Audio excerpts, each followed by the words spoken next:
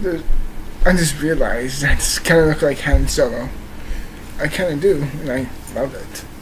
Although, when there's a particular filmmaker, when you see a movie that you are just like, when you love and admire the filmmaker, you're just like, I want to talk about this movie, and I want to dress up nice for it. Granted, I may not look fancy, but I look good. And it is, this weekend, it came out, and that is, of course, The Hateful Eight, written and directed by Quentin Tarantino, the one and only one of the best directors currently alive. And in this movie, you just have this big whodunit feel, almost like Clue in the 18th century West, in the Western world, not like 18th century feeling Western movie with a setting in the mood of snow, and essentially like a whodunit, where done it inside this small cabin in the Western era during the 1800s, and you're snowed in with Jennifer Jason Leigh and Kurt Russell and so many damn actors, and Samuel L. Jackson, Tim Roth, Michael Madsen, Bruce Stern, Channing Tatum, Walton Goggins. It's like, this cast is great, and they all have fantastic chemistry. My favorite character, my favorite performance in the movie. Well, my favorite performance is probably Kurt Russell's, but my favorite character is probably Samuel L. Jackson's character. He's so ridiculously fun and out there. You could say it's very much like the same character that he plays in Django Unchained, which I can definitely see the relevance between those two characters. But what makes this movie so fascinating and so cool is the mood, the tone, and how they capture that moment. How they capture that intensity. This movie is very much like Clue in a Western snow setting, essentially. And you just love that. You really can feel that cold, that desperation, the neediness, the tear, like almost point of freezing, and the point of you being so on edge. You're like, who's doing this? What done it? It's like, what? Although the film kind of shows you astray what happened for it, it doesn't show you the culprit. It doesn't show who did this type of big thing. So therefore, you know who it is, but it's very, very smart. It keeps you guessing all the way through. You're just like, who is this? Who did this? Who you really want to know? And you're solving, and you're watching the movie as it goes along, solving who done this mystery thing, which I'm not going to spoil here, by the way. That's something I learned from yesterday's review.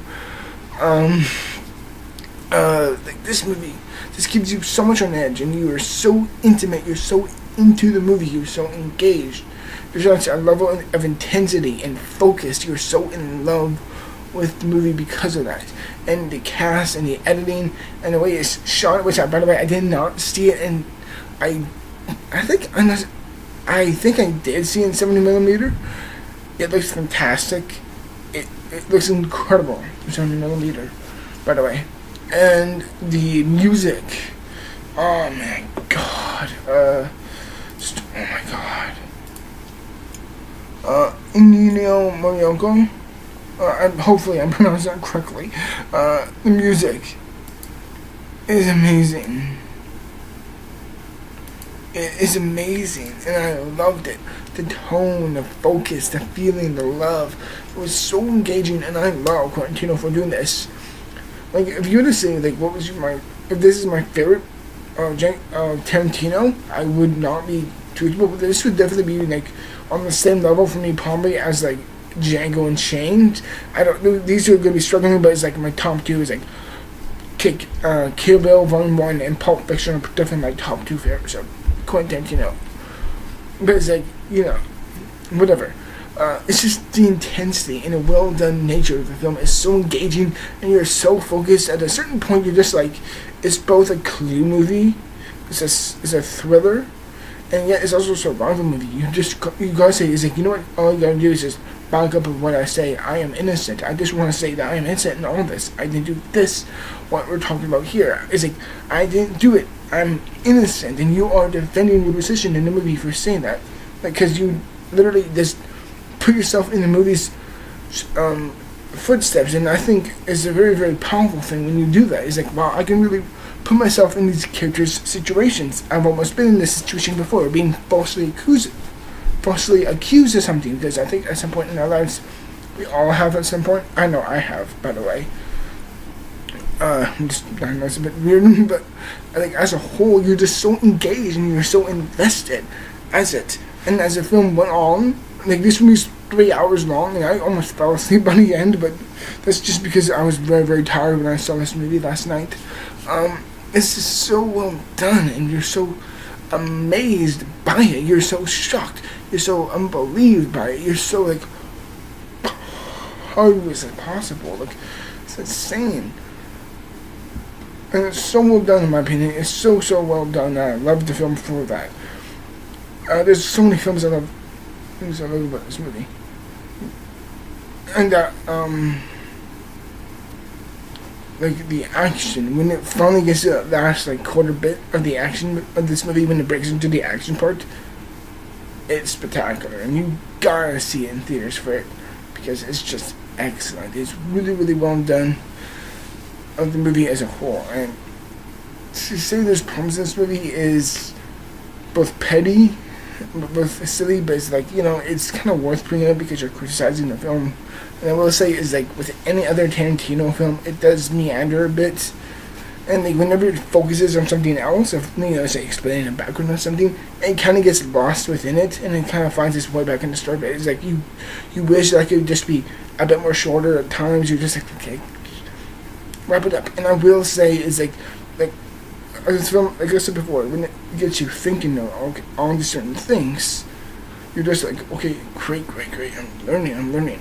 And at a certain point, the film kind of tells you who did it, and you're just like, well, this is just from my experience, but I felt I wouldn't say I wasn't prepared, but it kind of came a bit too early for when the film revealed who did it, and I'm just like, keep it going. I'm like, why are you doing that? I just felt like it just needed to hold on a little bit more for us to tell, for at least to tell us, the audience, who was the culprit, who was the person behind that. And I just wish that it was more built up, and I wish it saved it for a better moment. I thought it was a bit spoiled a bit too early for what it was. But as it is, this isn't an excellent film, in my opinion. It's one of the standouts of the year, thankfully, because of this. One of the last few movies I get to review before my favorite movies of the year, and the worst. And thankfully, this is the ones I will definitely say I can almost, like, oh man, it's gonna be so freaking difficult to say one of my favorites of the year, because I really think of more than 10 at least. And I'm very excited. This is, in my opinion, almost guaranteed at this point to be in my top 10. If it's not, then I apologize. But you'll know that when it comes out. And then after this video, you know what's coming, with what movie review will be coming, because I am seeing Star Wars this weekend. I still haven't seen it, but I'm going to see it. And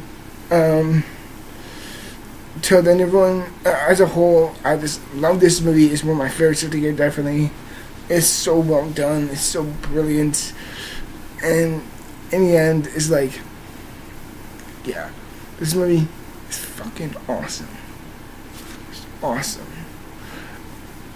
And as a whole, I'm just like completely taken away by it. I loved the Hateful Eight. I'm giving the Hateful Eight a 90. I'm giving an 89%. And maybe along some of my other some of my other reviews, but this is definitely outstanding by the cinematography, the music, the acting, the professional, well done material, or the more mature approach to it by Tarantino, and I think it's so well done because of that. It's definitely one of my favorites of the year so far, and yeah, this movie is freaking awesome. I guarantee if you see it, you will love it. I can't think of anyone who wouldn't love it. Till then, everyone, see you in the future for Star Wars review, hopefully. Till then, I'll see you till then. Bye, guys.